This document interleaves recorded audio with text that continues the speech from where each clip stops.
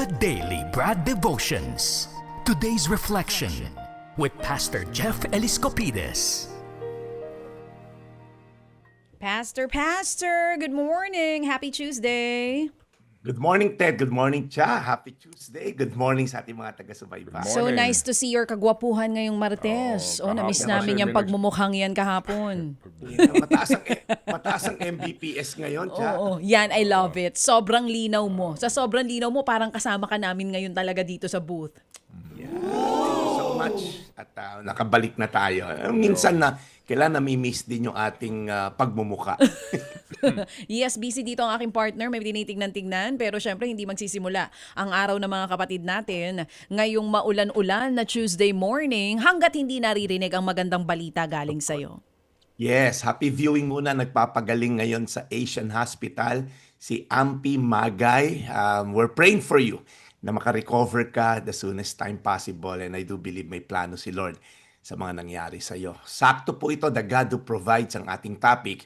Minsan kasi, or madalas, itong pinakamabigat na tanong sa buhay natin. No? Madalas hindi po theological, kundi practical. Paano nang bayarin, paano tuition, paano gamot, paano pamilya, paano kung hindi sapat yung sweldo. Lahat tayo po dumadaan dyan. May mga moments na talagang mas malaki yung needs kaysa sa resources. Mas malaki yung bills kaysa sa pumapasok na income. Mas marami responsibilities kaysa sa, alam mo yun, yung lakas na meron tayo. Kaya sabi po sa Philippians 4:19, "And my God will meet all your needs according to the riches of His glory in Christ Jesus." Pansinin nyo, hindi sinabi ni Paul na my God might meet. Hindi rin sinabi ni Paul na my God can kung may budget pa. No, sabi niya, my God will.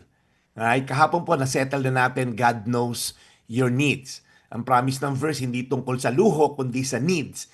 Minsan nalilito tayo sa between wants and needs. Ano? Ang gusto natin, immediate comfort. Pero kailangan natin deeper trust.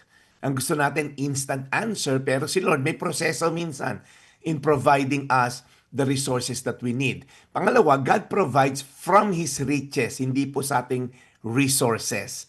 Ang sabi ng verse, according to the riches of His glory. Ibig sabihin, provision po ni Lord, hindi nakabase sa laki ng sweldo mo, hindi sa connection mo sa Malacanang, hindi sa savings mo, hindi sa diskarte mo. Ang provision niya ay galing sa riches of His glory.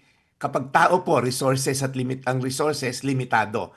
Kapag si Lord, unli yan, kung baga. Kapag economy ang source mo, pabago-bago. May gera sa Middle East, apektado tayo. Pag Diyos ang source mo, hindi siya nauubusan. So pangatlo po, sabi, God's provision is found ultimately in Christ Jesus.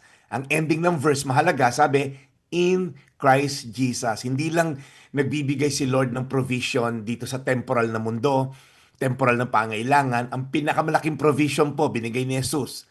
Okay, binigay po ng Diyos si Jesus. Siya ang greatest need ng bawat isa na buhay dito sa lupa. Our greatest need is a Savior through Jesus Christ. There's forgiveness, there's peace, there's hope, there's restored relationship with God. Kaya po as I end, alam ko marami tayong pangailangan. In this world, we'll have troubles. Pero the ultimate provision is Jesus Christ Himself. Para tubusin tayo sa ating mga kasalanan 2,000 years ago. He sent His Son to die for us. Kapatid, kung may need ka ngayon, don't panic. We plan, and yet we pray. We trust, we work. Kapag may provision, alam natin na may Diyos. Philippians 4:19, and my God will meet all your needs according to the riches of His glory in Christ Jesus. Let's pray. Lord, we know, Lord, lahat naman kami may pangailangan. Iba-ibang level, iba-ibang pangailangan. Physical man siya, financial, mental, relational. Pero Lord, ultimately, you are our God. At ang linaw dito, Lord, sa verse, my God, it requires relationship. It requires trust. So Lord, bago kami, Lord God, mawala ng pag-asa, bago kami mag-doubt sa iyong kakayanan, magtiwala kami ng buong puso at buong kaluluwa. At huwag kaming bibitaw, huwag kaming gagawa ng illegal, huwag kaming gagawa ng mga immoral na pamamaraan dahil hindi ito kaaya-aya sa iyo. Salamat sa provision mo sa mga taong nakikinig ngayon sa pangalan ni Jesus. Amen. Amen. Lord, salamat po muli sa amin po napakinggan na aral mula kay Brad Jeff. Continuously po, alagaan niyo siya sa kanyang ginagawang pagmisyon sa aming pong programa. Salamat na marami, dear Lord. Amen. Thank you, Brad Jeff, and good to see you nga. Kahapon may mga nangangamba dahil ang iyo daw boses para bagang namamalat Yun o na anuman. nga, Sabi ko oo. kasi kagigising lang niya.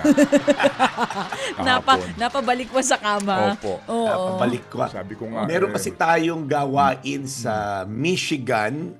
Kaibigan ko si Doc Roy Torquatorten. Sa Michigan, 12 oras ang difference natin. So, ako'y nagpipreach doon ng 11 ng umaga sa kanila. So, 11 ng gabi sa atin ng linggo. So, Okay. 11 p.m. Sunday. Oo sorry po, nga. naulang. Sorry na po. Naalala ko tuloy yung mga moments natin noon ni Nakabayan, nung magkasama pa kayo. Tapos gano'n, yung gigisingin ako. Tapos minsan di ako nagising sa alarm. Yung napabalikwas ka talaga sa kama. Gano'n ang boses eh. Ganon. Oh, okay naman po si Pastor Jeff. Ngayon nandito na siya, kasama na natin. So makakapagpahinga ka ba today, Pastor? of course, Yan. meron tayong staff meeting with our church pero Zoom lang naman yon. So, marami tayong time magpahinga dahil Yan. kailangan natin yan. Tumatanda Super. na tayo. I'm already 36. So, Wow. Sige. Salamat na Waistline. marami, Brad, and we'll catch you again tomorrow para sa panibagong magandang araw at magandang aral. Ang ating pong aral today, ang ating katanungan para po sa ating What's on Your Mind tomorrow. Alright. Yes. Brad, we'll catch you again tomorrow. Brad Ted, huwag kalimutan po yung ating libro na Jesus Said. Nasa Facebook, nasa Lazada, Shopee yan. Search nyo lang po, Pastor Jeff, para sa mga araw-araw nating pagbabasa.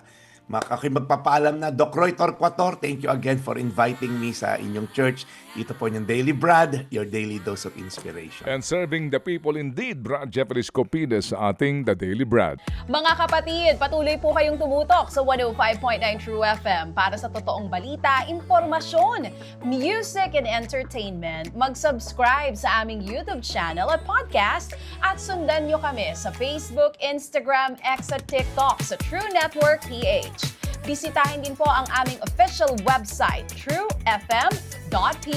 At panoorin din kami sa True TV Signal, Channel 19. Kami po ang 105.9 True FM. Laging true sa'yo, kapatid.